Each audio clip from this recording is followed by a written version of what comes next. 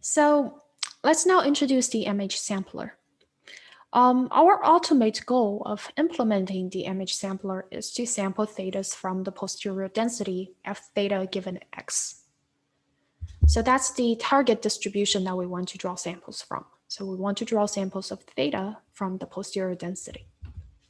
However, to introduce the MH algorithm, we will start with a simpler situation where our target is the distribution f.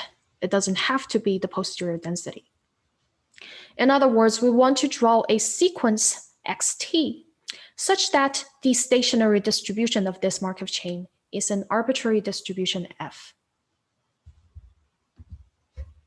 In order to do this, at the initial iteration t equals 0, we will generate the initial value of x, denoted x0.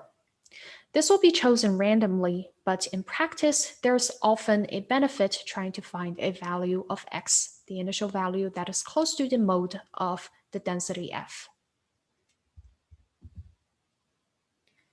At each subsequent iteration, for example, at the tth iteration, we will generate xt plus 1 conditioning on x based on the Metropolis-Hastings transition kernel.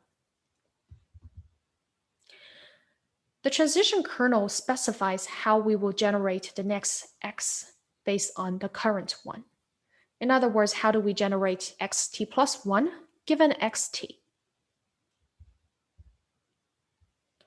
Under the Metropolis-Hastings algorithm, at each iteration t from 0 to 1 to 2, all the way up to, you can do infinity if you want, we will do the following. So for each t, we will do the following. At step 1, given the xt, which is the x from the previous iteration, we will draw y from a proposal distribution g given xt.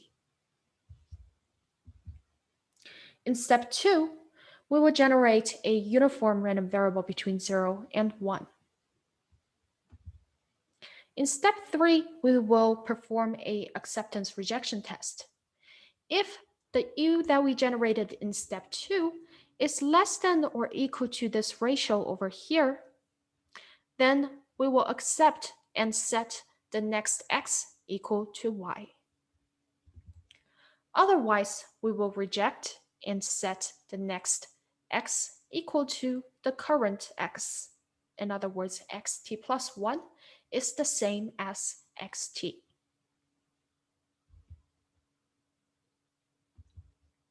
This process will be iterated for t equals 1, 2, 3 until the chain or the axis has converged to the stationary distribution, or until some criterion has been met. For example, you have reached the maximum chain length that you will consider, or it has reached some kind of convergence criterion you have predefined. So let's take a closer look at this procedure. You might have noticed that the MH sampler shares some similarities with the acceptance rejection sampling algorithm we learned in week 1.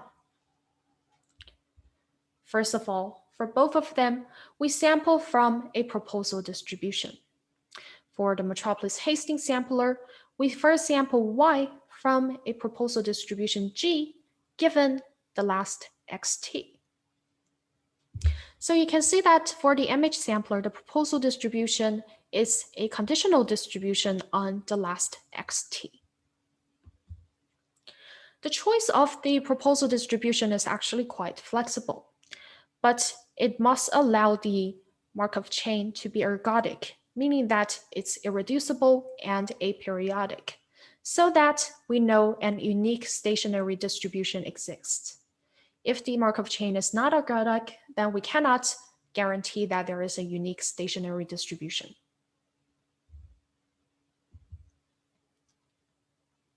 We can also see that once we generate a y from a proposal distribution, then there's a chance that we will accept it, and for the rest of the times, we will reject the sample. The sample y from this proposal distribution g given xt is accepted with probability equal to this, which is the minimum of 1 and the ratio between g of y given xt times fy divided by g of xt given y times fxt. The f's over here are the target density. So recall that we're trying to draw samples from some kind of target distribution f. So fy is the target density evaluated at value y, which is our proposal draw. And fxt is the target density evaluated at the last x, xt.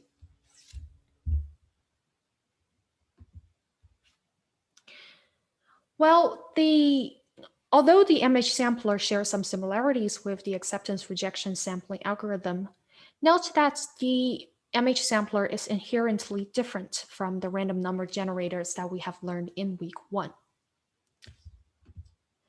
For the random number generators we learned in week 1, specifically the acceptance rejection sampler, if we draw n samples using the acceptance rejection sampler from a target distribution, then these n samples will follow this target distribution. However, if we draw x0, x1 all the way up to xn sequentially using the MH algorithm, then the x0s all the way up to xn will converge to the target distribution instead of follow the target distribution. So it is very possible that the distribution of the initial draws, so for example, your initial value and the first several or the first couple of x's can be really far from the target density f. That's why we cannot treat all of them as samples from the target distribution f. However, our hope is that if n is large enough, if we run this Markov chain long enough, then as n gets larger, the distribution of the xn's will get closer and closer to the target distribution f.